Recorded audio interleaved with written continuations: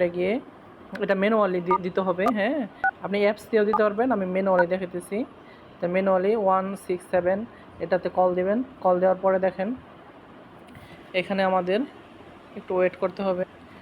এখন দেখেন এখানে 5 নাম্বার অপশন আছে বিল পে, আমি এখানে 5 দিলাম বিল পে।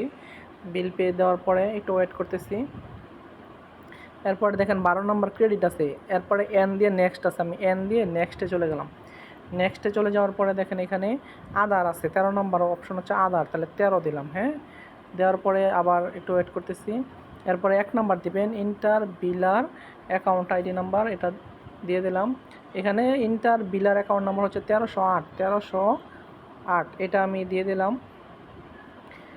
এরপরে ইন্টার পে কোড, পে কোডটা হচ্ছে আমি পলিটেকনিকের জন্য যদি ভর্তি হই তাহলে আমাকে এখানে GDRC দিতে হবে। হ্যাঁ, তাহলে GDRC এখানে দিয়ে দিলাম।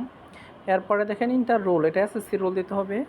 SSC রোল হচ্ছে আমার 21, হ্যাঁ 96 87, তাহলে আমি এটা দিয়ে দিলাম। কত সালে পাস করছি আমি? 2025 সালে পাস করছি।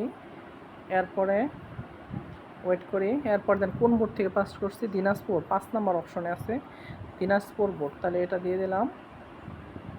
এখান থেকে দেওয়ার পরে দেখেন নাম আসছে অ্যাপ্লিকান্ট নেম মোহাম্মদ রুবায়েত আল হাসান ইরাম, এটার অ্যামাউন্ট হচ্ছে 395 টাকা কাটবে। তাহলে এখানে আমি পিন দিয়ে দিব, পিন দিয়ে সেন্ড করে দিব, এটাই আমার জমা হয়ে যাবে তাহলে। হ্যাঁ, ধন্যবাদ সবাইকে, আসসালামু আলাইকুম।